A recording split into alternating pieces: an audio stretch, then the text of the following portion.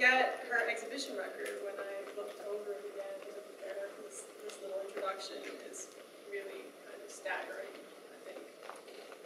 After she got her MFA from the University of Illinois at Chicago, she's since shown at the National Portrait Gallery, at Chicago's Museum of Contemporary Art, Studio Museum in Harlem, the National Museum of Women in the Arts, the Brooklyn Museum, the Museum of Fine Arts in Houston, and even when I went back at MICA back in the day. She's received the Joan Mitchell and the Artadia Award, and been an artist in residence at the core program, and just until the end of last year, or just until now, the Studio Museum in Harlem. She's really a remarkable artist, which you'll see soon, and organizations, museums, and galleries all over the world have obviously recognized that based on her resume. Her paintings and drawings toe the line between abstraction and figuration. She creates these immersive, fantastical landscapes that often utilize her own body as a medium through which to explore race, culture, and the way that we as humans create our own realities. The finished products blend together personal experience and narrative with this pure, joyful, chaotic invention and a simple appreciation of paint. I met Mequitta for the first time when I had just graduated from my MFA, and I was just getting out there into the world, and I started as an artist in residence at Blue Sky Dayton, which is a residency program that Mequitta designed, invented, built up from nothing, from the ground. And I think that just the fact that a residency like that exists is a testament to Mequitta's vision and ability. She's devoted not only to her own work, but to building community and making artistic production a viable way of living a life. And we need more people like that. She may not know it, but Mequitta is one of my mentors. When I despair at how to live life as an artist, and how to do that unselfishly and in some sort of sane way, I look to Mequitta. So please help me welcome her to MICA.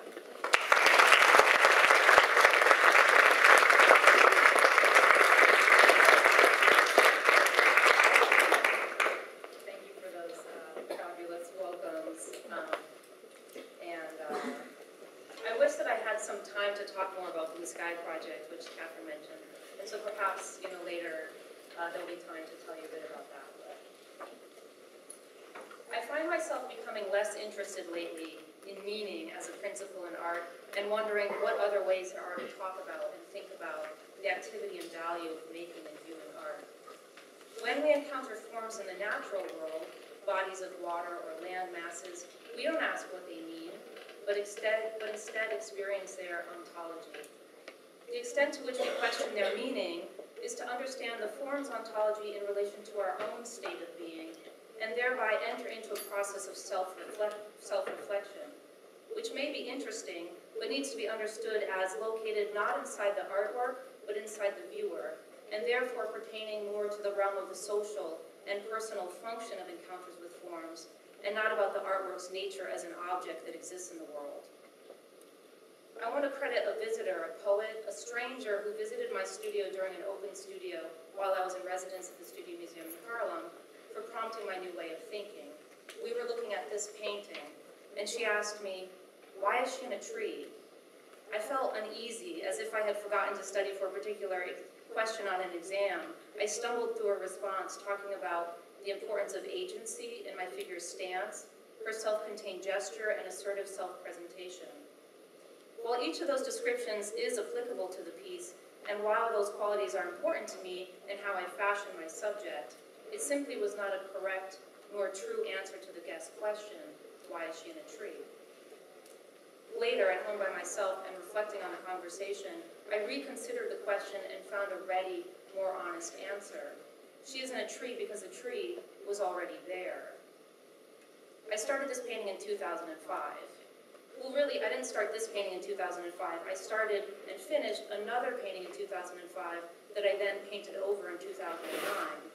The painted over part, coupled with retained elements of the original painting, constitute the painting as it is now. At the beginning, I saw this image.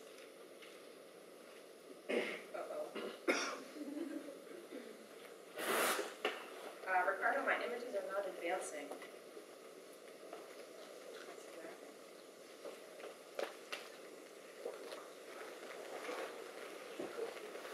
Okay, sorry guys. Oh, here. Like Superman.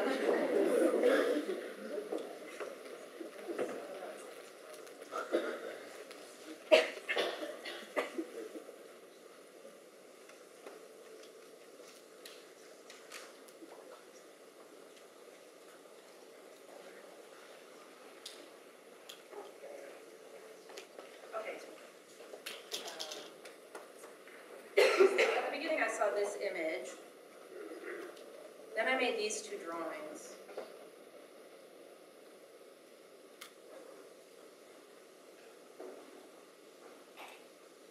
And then I made this painting, which I considered a failed painting. It sat around for years, moving with me from city to city, until I painted over it in 2009, removing the old figure and inserting a new one. So why is she in a tree? Because a tree was already there.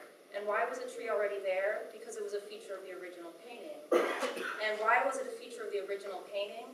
Because that year I had seen a fantastically painted tree in Milwaukee in a painting by Laura Owens, and I thought, I want to paint a really good tree too. And then I saw this picture. Which I also found very compelling, and I thought, okay, why not situate the figure's gesture in a tree? So those two ideas were in my mind at the same time. And when I say ideas, what I mean is that I had two compelling visual thoughts, combinations of mark and form and color that were present in my mind at the same time that I wanted to materialize, visual thoughts. And so I merged them, and that's how she got in the tree. Not why she's in the tree, but how she got there. So this is a new way for me to talk about my work. We're talking about why seems to me about being about thesis making. Talking about how seems to get closer to the mechanics of the object, its formation, its history, all of which point to what and how the work is as an object. So what I want to do for you today, in an attempt to demystify how these things have come to be, is to trace the origins of a number of my works, thereby sharing with you how my mind works, where my ideas come from, and how my art practice has evolved and developed over time. My hope is that the storytelling, a combination of the how and the why, will illuminate the nature of these works as objects, while at the same time sharing how their circulation has defined my career and the lessons I have learned in moving from my own time as a student to working professionally. I'll start in 2005 with a show I had titled Dancing on the Hide of Shere Khan. This was a show at the Museum of Contemporary Art Chicago, in a space it had dedicated to exhibiting emerging Chicago-based artists. I was 2 years out of graduate school, and at that point I was not yet working with a gallery. I was making money from a variety of part-time jobs and was very actively holding on to my concentrated studio time. My graduate thesis exhibition had been okay, but I'd had an accident 6 weeks before the show opened, and it required emergency hand surgery, and that derailed me a little bit. I left school a bit disappointed with my exit. When I was offered this show, I was really thrilled, in no small part because I saw it as a possible road to redemption for my thesis show. So this MCA show was my first solo show, and for it I made the best work I'd ever made at that point. And from this exhibition, this piece in particular, which is titled Woogie Woogie, went on to have the life I have always hoped my works would have. It was the first sale I made, and specifically it sold to a museum, a small museum in Kansas. It then went on to be exhibited at the Global Feminism Show at the Brooklyn Museum in 2007 and was published in Modern Painters that same year. So this exhibition, again about 2 years after graduate school, really became a benchmark for me, and I can trace the origins of many of the ideas that I'm currently working with back to the works I made for that show. This piece is called Deepest Darkest, and it was one of the other works for that show. At the time, I had been making a series of landscapes using complementary colors, which was basically just an exercise. Then I came across this picture in the book. And here, I want to make a side note to say that in general, there are very few things that influence what I make. I try to stay apprised of what other artists and institutions are doing, but the truth is that very, very little of anything of what I see or read impacts what I make.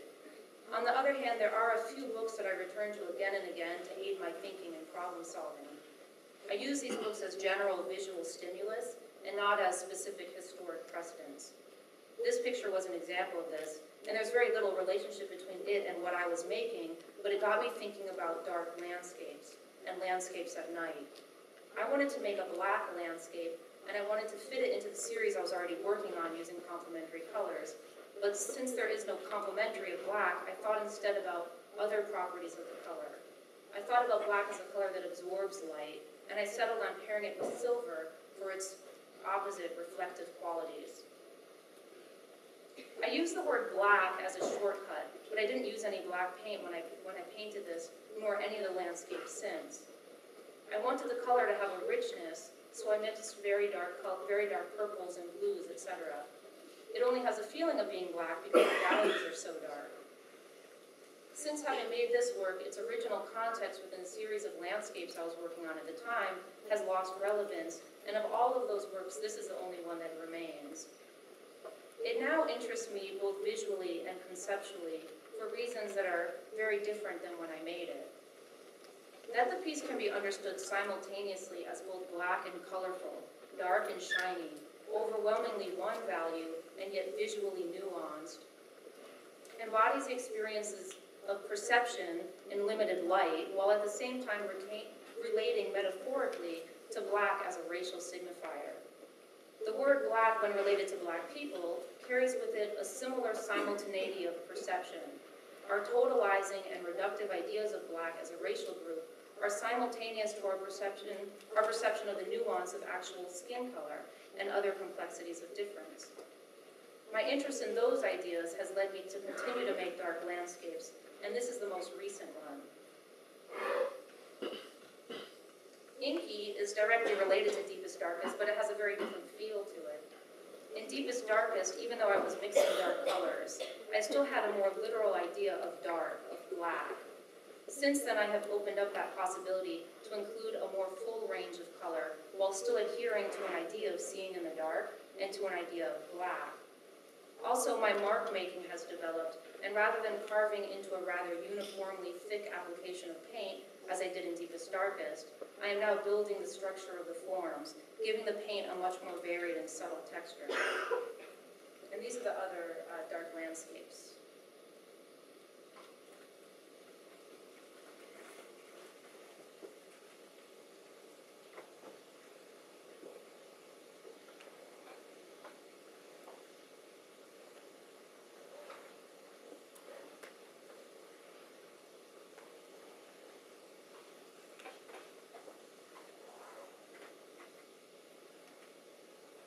This is an image of some of the works installed at the Studio Museum. I've worked from one idea through to the next and the next, addressing the linear qualities of the works, the texture, the color, and the value.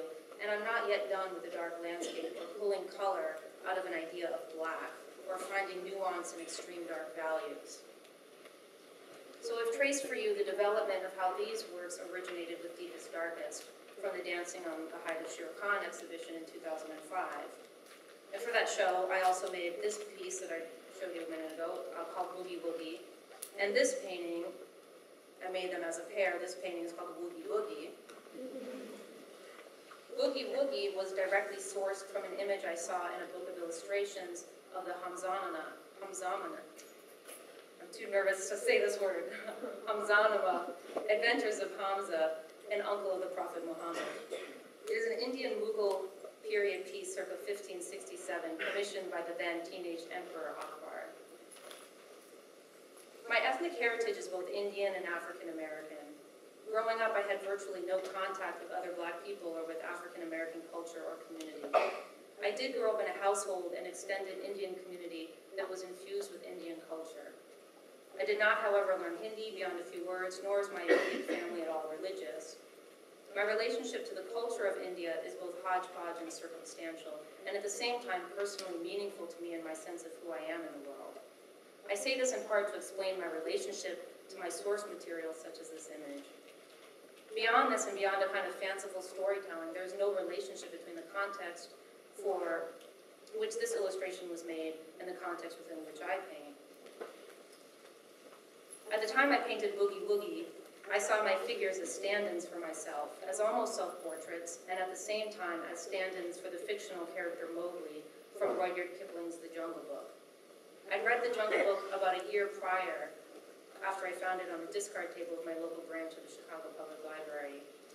I identified with the character Mowgli and with the struggle he had to fully belong in either of the social spheres for which his dual experience had given him access, the village and the jungle. In the story of Mowgli, I found an allegorical parallel to my personal ethnic experience, a subject which is foundational to my work and fundamental to my reasons for being an artist. I'm South Asian, Indian, and African American. I was raised in a small, affluent, predominantly white town, and I grew up with the misunderstanding that talking about color and difference was taboo in my family. As an adult, I've actively sought out resolutions to the internal conflicts I felt between my sense of myself and others' perceptions of me, my desire to belong to both Indian and African American social groups, and the difficulty I've experienced gaining entree and acceptance within each group. The character Mowgli is psychologically caught between the village and the jungle. His unstable identity resembles the internal struggle I'd experienced. As archetype, Mowgli proves the individual ability to challenge assumptions, revise culture, and rewrite oneself. He cultivates a man-animal intelligence entirely unique to his experience, and thereby serves as a model for creatively navigating internal conflicts and bridging social divisions. The title I gave to my 2005 exhibition, Dancing on the Height of Shere Khan, was a reference to the triumphant yet internally conflicted Mowgli as he slays his longtime challenger and oppressor, the tiger Shere Khan. The figure in my painting, Boogie Woogie, dressed in an animal suit and in mid-step, embodies the internal conflict of betweenness as well as a sort of celebratory dance. Woogie Boogie, its partner piece, combines the figurative elements of Boogie Woogie with the dark landscape of Deepest Darkest. And I used this picture as a reference when I made Woogie Boogie. It's from the same series of illustrations of the last reference piece I showed you this. And this picture in particular, more so than any other image, is a picture I continue to refer back to while I'm working in the studio. Maybe you can see that the commanding forward thrust of the posture of this central demon is a gesture that I echo in the posture of many of my figures. I've always been compelled to paint the figure, but for the longest time, I just couldn't do it well. I always got sort of stuck when I got to the figure. The animal costuming became a way for me in some ways to avoid the figure, and as I moved more exclusively to all-out self-portraits, that form of costuming gave way to a parallel costuming with clothing. So that takes me to my next solo show, for which I made, among other works, these two pieces.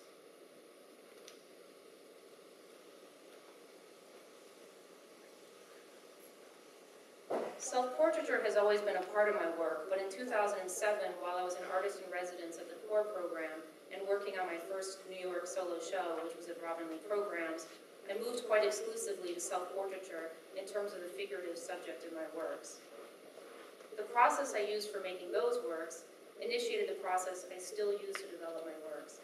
I begin with a kind of solo performance in front of the camera, which I document using a remote shutter control.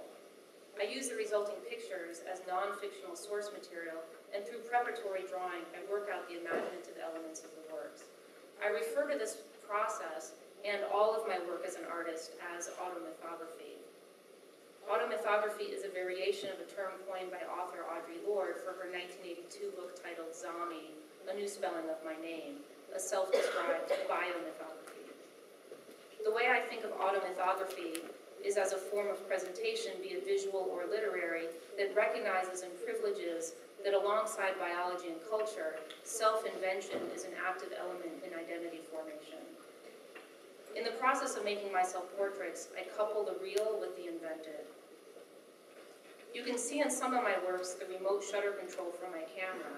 I'm interested in retaining in the final image elements of how these things are made. My subject as the artist is the creative agent of her world and of her self-presentation. And here are two drastically edited down examples of my process. I start with a sense of the gesture, but I'll take many, many pictures to arrive at the final image.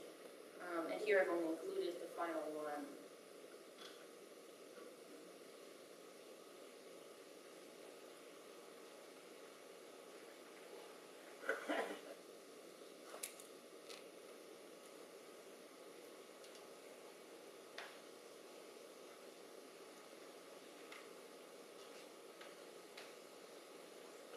Around this time, I also began using the image of hair as a central theme in my work. In many of these works, I've inverted the figure, so the area that is typically reserved for the figure becomes the realm of this kind of universe of hair. I was interested in the way in which, for African Americans, our hair is a site of creative and political expression, and I was thinking about a kind of psychic proportion of black hair. I inverted the head to signal to the viewer that we were moving into a realm of the imagination, the realm of daydream and abstraction. And this series of drawings was for a solo show that I had at the Lawndale Art Center in Houston, Texas. And I've included a few images of the show's development. So moving from my studio, that's my cat, who's now at the Kramer House. Up until the opening and then reinstallations.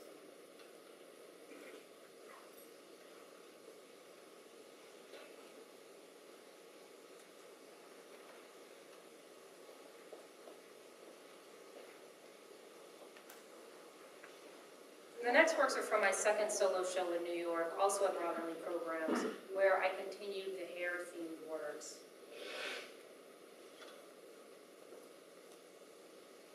And I hope you guys are kind of reading the, scale information on here, so you can get some idea of the size of these things.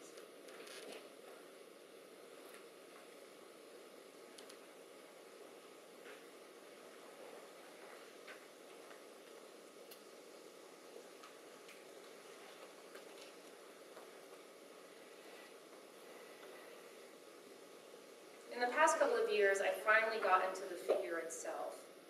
This was a piece I made while in residence at the Studio Museum in Harlem and was exhibited in our final show. Again, the subject is myself, the artist, and I'm interested in positioning artwork and the creative process as tools for self-making and for self-presentation. The figure wields a tool, perhaps a tool she used in making the painting, perhaps a tool for slicing through it. She is the creative agent, creating or destroying her world. And I'm still using this work as a central aid. While this work depicts the hero, who you can kind of see on the left, the little guy. He's stabbing the oversized demon. I find the power and presence of the demons more interesting and seem to present myself more in line with their figuration than with the heroes. I'm thinking lately about the figure's almost merger into the ground or landscape of the piece, which is a formal issue that I consistently work with in the studio. I achieve that merger in varying degrees depending on the extent to which I build the figure in the same way that I build the rest of the painting. Since completing the works I did for the Studio Museum in Harlem, I've moved the line works of World and Forge from the top of the painting to underneath. I've now made the linear structure a kind of lattice underpainting of the works. So you're seeing kind of how these pieces were made. I photographed them at different stages of their development. And what I'm calling this kind of lattice is the first layer of the painting process.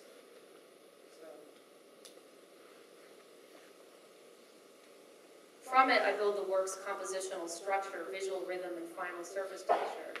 As I introduce additional elements, such as the figure, the built-up ground has such presence that it asserts itself through any additional layers of paint, thereby creating varying degrees of merger between the figure and the ground. And so this is that piece finished.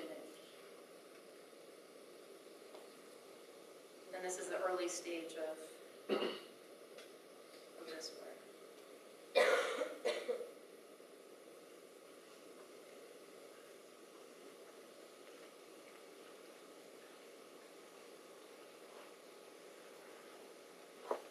lattice creates a pattern of thick and thin, providing the visual contrast to make the thick areas advance in relation to the almost bare canvas. And this piece and the last piece were part of a show I had in Austin, Texas. The show was called Automythography 2. As you can see, I don't only work with landscapes at night or with dark-colored landscapes. All of my landscapes are invented spaces. The works are developed somewhat improvisationally and are based on that initial kind of lattice structure that I set down at the early stage of the painting.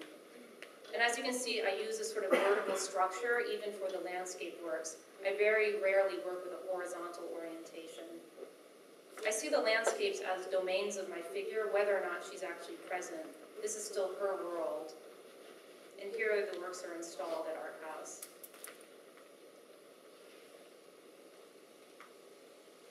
And this is another piece from that show.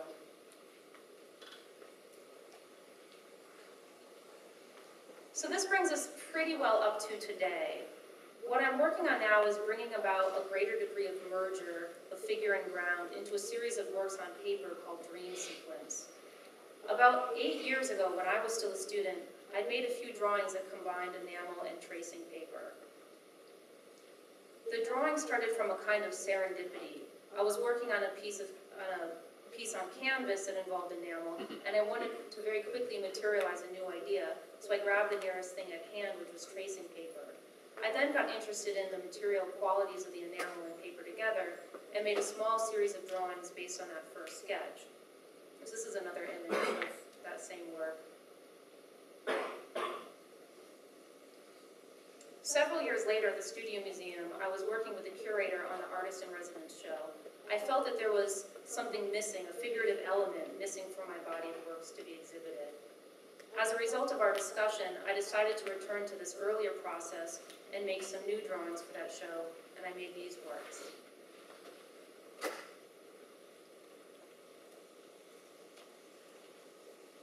What I wanted to do was make a figurative alternative to the paintings, something that extended the imagery of the paintings into an alternative pictorial format. So these works became more narrative and illustrative. I named the series Dream Sequence after the cinematic idea of a dream sequence. In a movie, a visual consistency is established, and then during a dream sequence, that visual world gets slightly distorted or heightened, taking a turn to the surreal. I see this series as working in a similar way in relation to my paintings. These images are my subjects' daydreams, diversions, or fantasies. And here they are installed.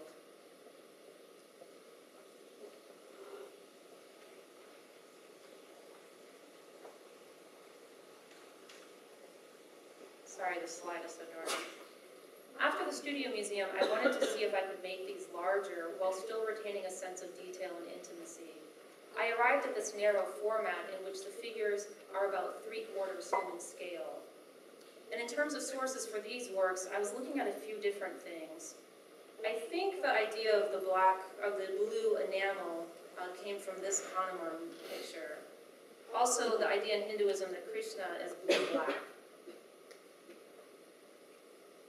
When I was in India in 2004 for my cousin's wedding, I collected a number of things, especially hand-painted or drawn items, many of which were made for the tourist market. Among the things I collected were paintings on old stamp paper. They resemble illuminated manuscripts and have two elements of information, the old official state information and the new painted imagery. I started to think about my enamel on tracing paper works in relation to these pieces and to illuminated manuscripts in general. And in developing the work for this piece in particular, I was looking at this sculpture that I saw at the Dayton Art Institute in Ohio.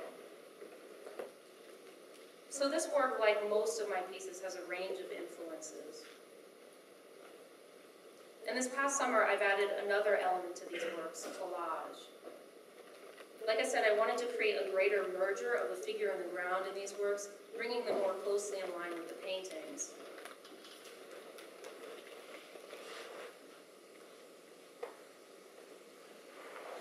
Specifically, what I'm working on in the studio right now is a remake of this painting, Generator, which was one of the works I had in the Studio Museum Artist in Residence exhibition. And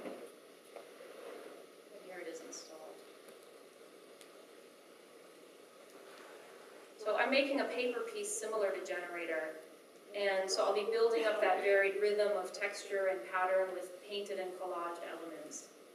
One of the things I will be working on while in Baltimore is making works for a 3-person show at the National Portrait Gallery called Portraiture Now. Something along the lines of the dream sequence works will likely be in that show, and I have a studio visit with the curator for that show in a couple of weeks, for which I'm trying to get this remake of this piece well on its way, if not finished. And the opportunity for this upcoming exhibition came as a result of my participation in the biannual portrait competition that the National Portrait Gallery has, and here's my work, Rapunzel, on view for that show.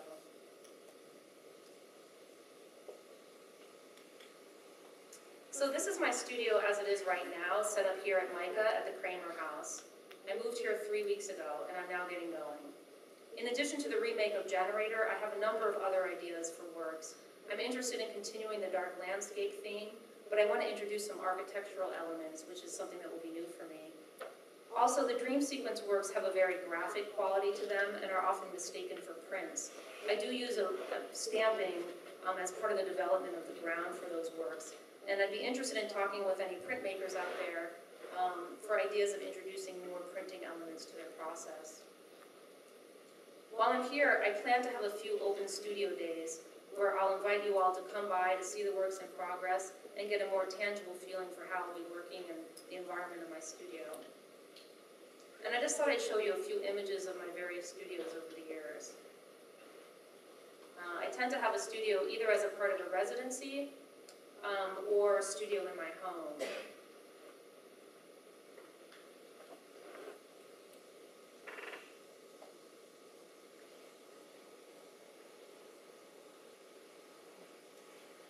So you can see the proximity of my kitchen. I was generally pretty careful.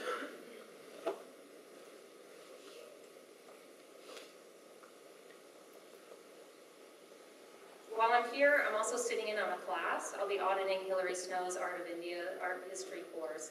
As you've seen, I mine the visual elements of a variety of aesthetic traditions, largely including a range of Indian artistic elements. I have a pretty deep visual familiarity with those works, but I have a relatively cursory understanding of their history and context, so I'm really interested in this course. I feel a liberty to mine works made in different contexts.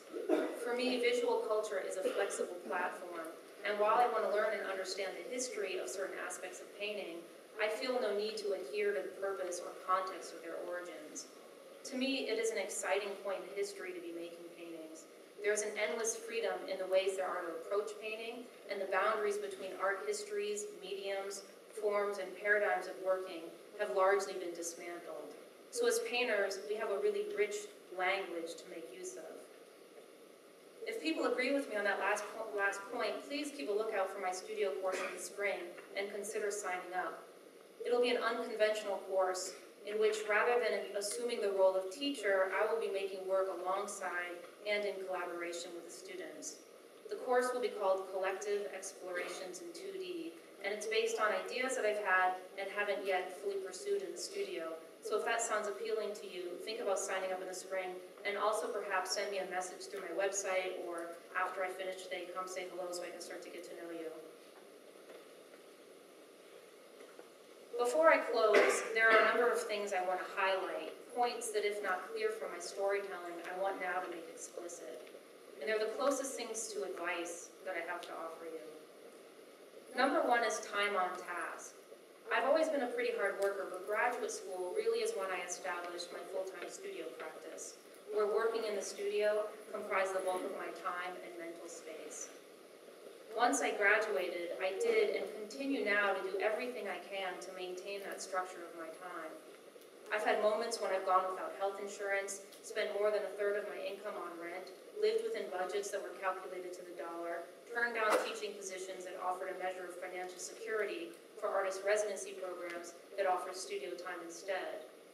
This is not about a romantic notion of the starving artist. It is about trusting my own ability to take care of myself on the terms I have set, and understanding the amount of time I need to build a foundation of skill, work, and knowledge.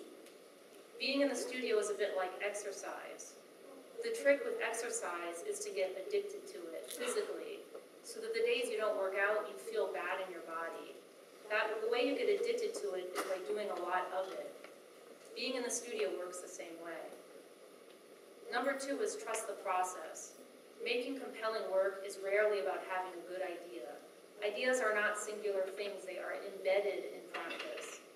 The piece that I'm working on right now in the studio is based on an accident of chance from a sketch I made 8 years ago. That serendipity has led to an involved and complex process of working with my materials. Cultivating, developing, and trusting your own process, coupled with point number 1, time on task, will lead to complex and compelling work. Number 3, be idealistic. My teacher and mentor, Carrie James Marshall, told me as a student, your work will bring you everything else. This is the most efficient way to approach things. It allows you to put all of your eggs in one basket, to focus all of your energy in one place, and it simply assumes the rest will follow.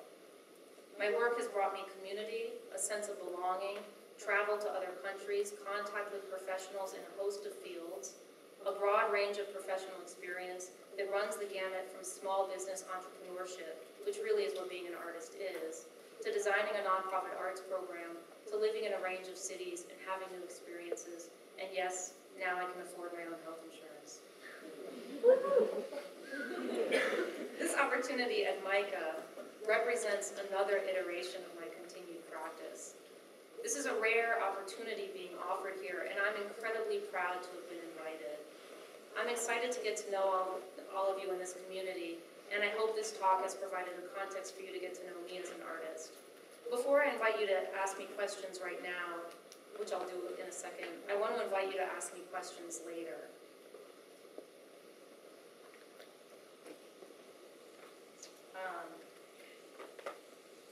I just want to point you to my website.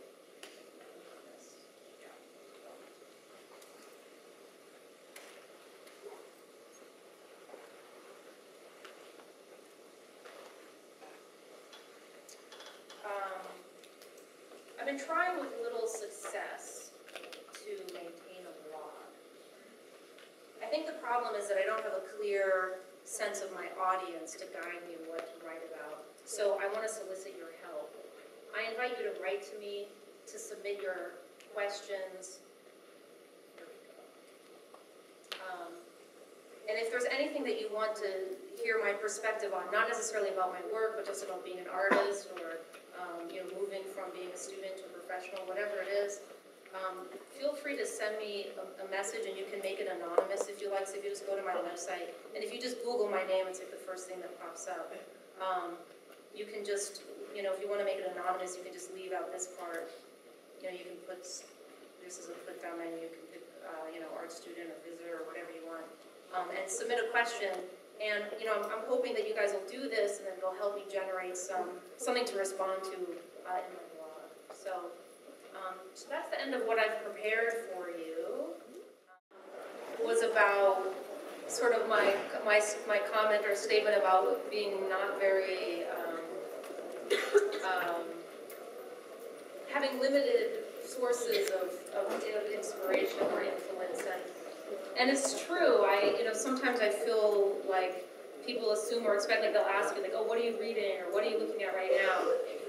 And I'm sure I'm reading something or looking at something right then, but the assumption is that it's directly, influencing what I make. And I would say that my process is more internal, and maybe it's just like being an introvert, that it's really more about a kind of call and response in my materials and the way I work with my materials, in my own sort of building of a practice and kind of like mining the ideas that are generated.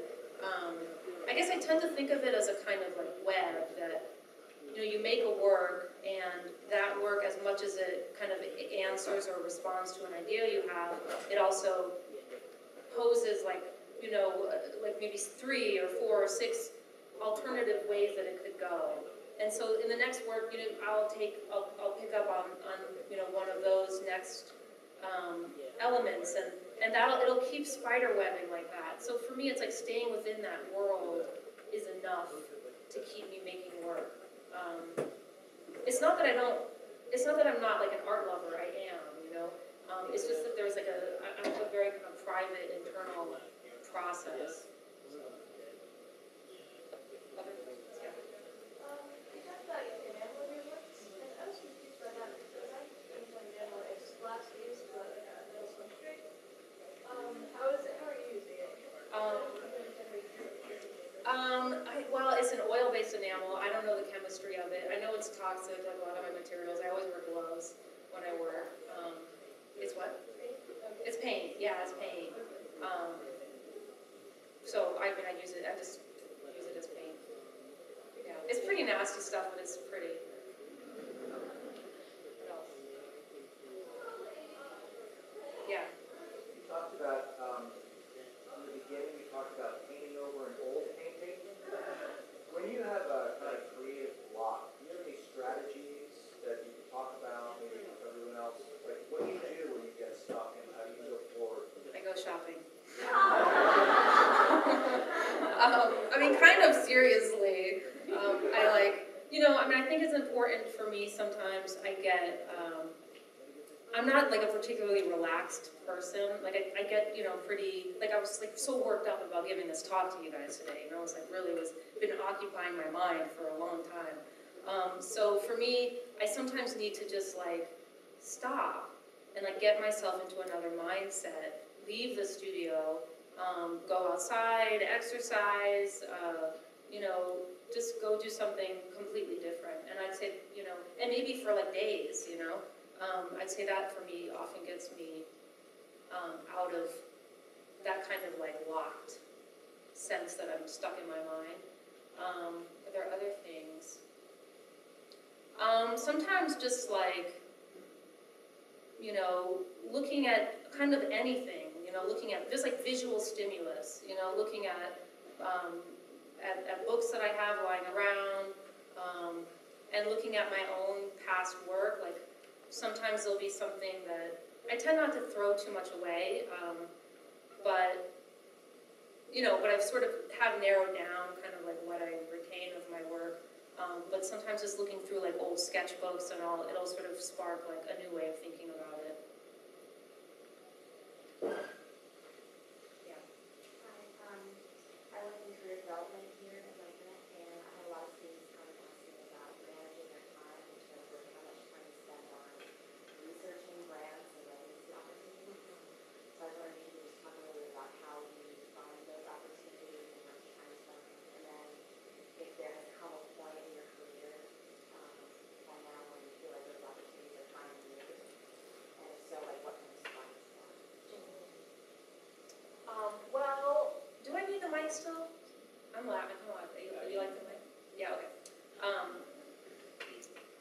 Well, this MICA being here is the first time, like I was literally, I don't know if Barry realizes, I was like literally walking to the grocery store. I was like under a highway overpass with a finger like in my ear trying to listen when Barry kind of offered me this opportunity. And so to get a call like that is really exciting. Like that's the first time that I've received a call that, I mean, I moved my life. I now live in Baltimore. So it's the first time that that kind of opportunity has come to me. In terms of I really don't spend a lot of time, especially not anymore, like looking for stuff. I mean, I think, you know, in graduate school, I would hear a lot of like, oh, the core program, or oh, the student museum. And by the way, I applied to the student museum for 5 years. You know, it was like the 5th time, whatever they say the 3rd time in the term, no, it was the 5th time was the term. And, you know, sometimes people think like, oh, you know, they've already seen my work and they, you know, weren't interested. No, you know, like you're going to change, you're going to grow, the panel changes. You know, sometimes it's about curating a kind of moment, and so they're thinking about the mix of artists. So just keep trying, you know, don't have no shame, it doesn't matter.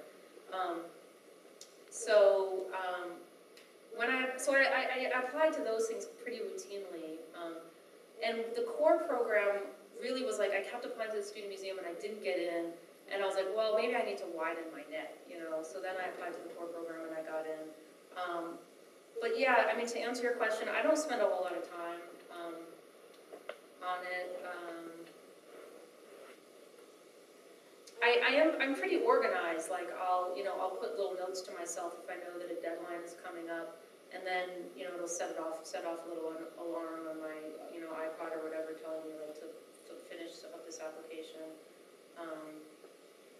But like this year I'll probably apply for like two things maybe, and I do sometimes get like nominated for something and then you have to actually like do the application, and so, I'll do that stuff. Does that answer your question? Yeah. Can you talk more about your relationship to your ethnic heritage? Is it that you're trying to embrace it, or do you feel like you're more connected to it growing up? It's like somebody asked me the other day, somebody was like, just getting to know me, well, how, like, what is that? What's it like, being Indian and being black, and how do you, is that like, has that been an issue for you? And I was like, well, it really is like the defining issue of my life, I feel like. So, it's complicated, and I don't know, I don't know how much of it's me, like my personality, maybe no matter kind of what, background or identity I was, came into the world as, maybe that would be something that was really interesting to me. Or maybe not, like maybe, our racial politics in this country or in the world are specific enough that it's like just so hard to not have it be a central issue in who you are.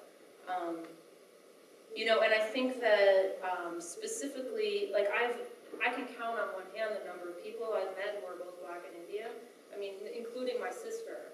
Like I have to include her to get to like 5. So it's it's a more common mix in other parts of the world.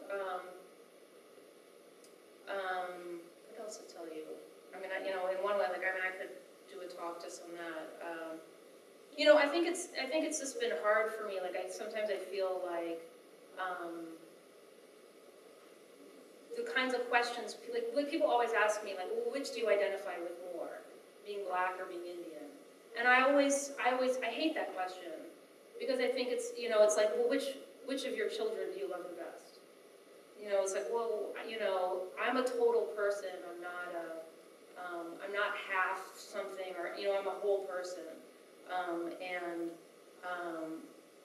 I feel, proud and a desire or a need for a sense of belonging and inclusion of that whole self. The stereotypes out there for Indians and the stereotypes out there for black in some ways are like, very at odds and different. So I think that often people ask me that question really for their own, not because they're trying to get to know me, but they're trying to figure out how to even relate to me. Like where to place me within their realm of stereotypes, which, I don't necessarily want to like participate in that, process for them.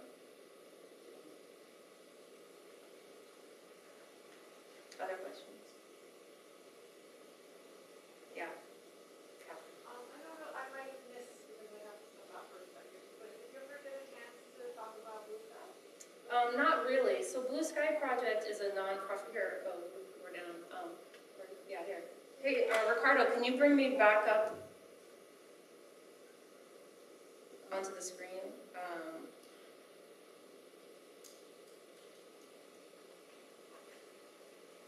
So Blue Sky Project is a nonprofit arts program in Dayton, Ohio. We used to be located in Illinois. This is our website. And I was like looking for work after graduate school, and I saw a posting for this position, and I thought it was like a teaching artist position. And so I, handed in my CV or whatever. And when I went to the interview, what I learned was that there was no program yet. It really was just an idea and a board of directors, and they were looking to hire somebody to design a program. So they had this idea that they wanted to work with professional artists, and they had this idea that they wanted to work with teenagers or involve the local youth in arts.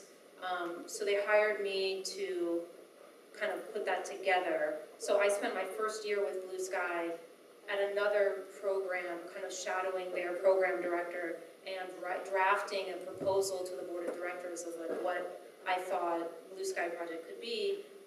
And really, you know, I tend to be kind of like negatively, motivated. So like I'm like very motivated by like getting mad or frustrated. So basically, or like wanting to prove somebody wrong or like all these like negative things. So I had these jobs after graduate school that were really frustrating, and I felt like I was being hired to do something other than do what I trained and studied to do, which was make my work.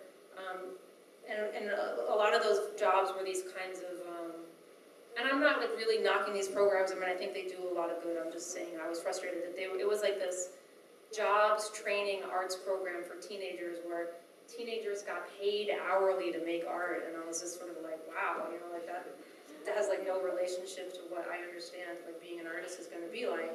So I felt really frustrated, and so I thought about, well, what way can we do this that sort of breaks that mold? And so with Blue Sky Project, artists propose projects based on their studio practice, something that they're working on in the studio right now, and they propose these projects to work collaboratively with local teenagers.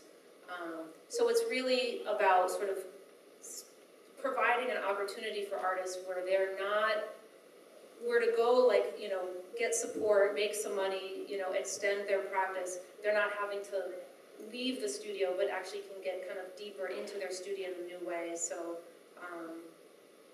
you know, our youth participants have varying degrees of artistic experience and influence and backgrounds, and they make these very ambitious, or do we have any of our exhibitions? Very ambitious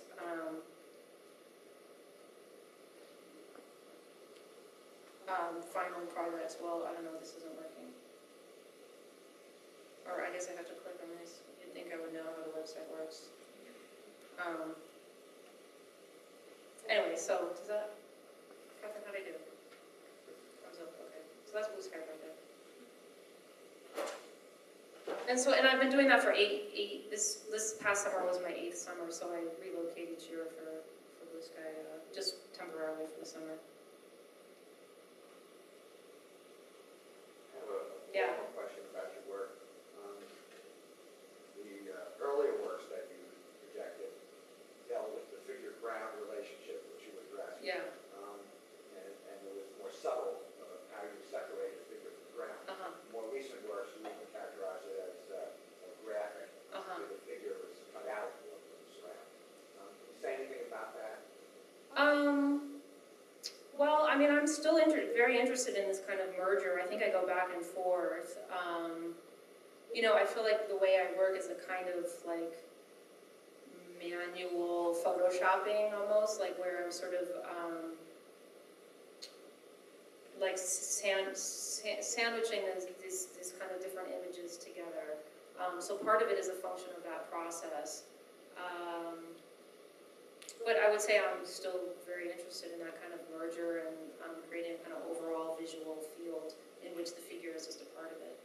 You think they're all about like the metaphor of figure ground, in other words, like animals and insects that survive in nature by adaptation, you know, into their environment, figure ground. Right. Or you can protect it, so you can protect yourself, since you as the artist for these figures, you're doing so often. You know, you can protect yourself by being lost within the environment, or cutting yourself out, being right out there in the colors. Right. Well, I think what I'm interested in is the idea that the figure is built of the same substance of the land. So that, like in the way that the paintings are constructed, it's like she's literally kind of emerging from that landscape, or, you know, her structure is the same structure as that landscape. So I don't know if it's exactly the same as the kind of insect metaphor, but yeah. Yeah. This is about, and I find it something that the students that I work with talk about a lot. And I noticed you use both canvas and paper.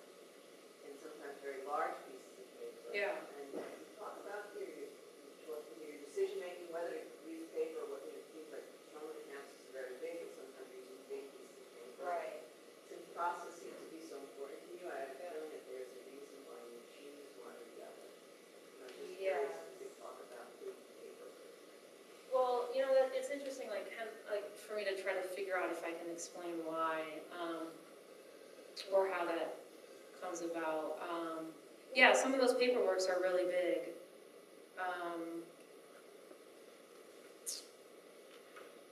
But yeah, how do I figure out whether a piece should be paper or canvas?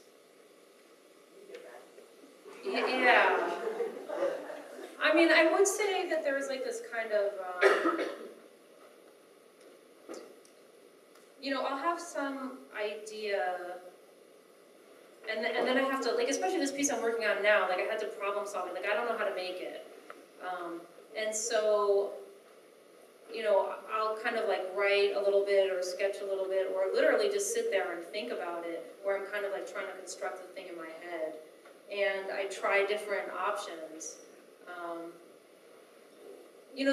Especially because the piece that I'm working on now, that sort of remake of Generator, I felt like was like trying to walk in a foggy place where you can only see like 4 feet in front of you. Like I would do something and then I really had no idea. Like I just didn't know how to make it.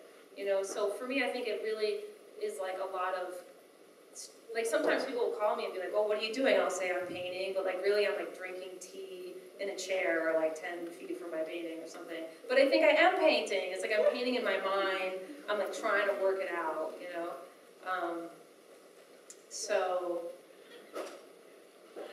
But I feel like there's another answer to your question and I just don't have it right now. Because there is a real division, like some works it's like really clear that's a paper work.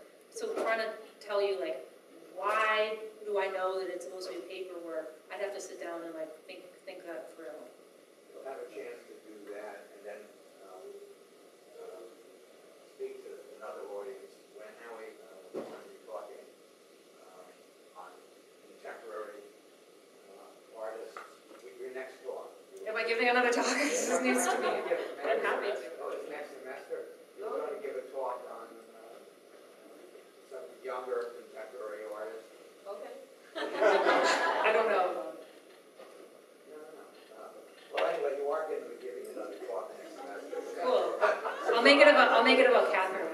Yeah. So you can bring this a response to that question. Okay. Out there and that. Yeah. Now I'll give you something else with free opportunity.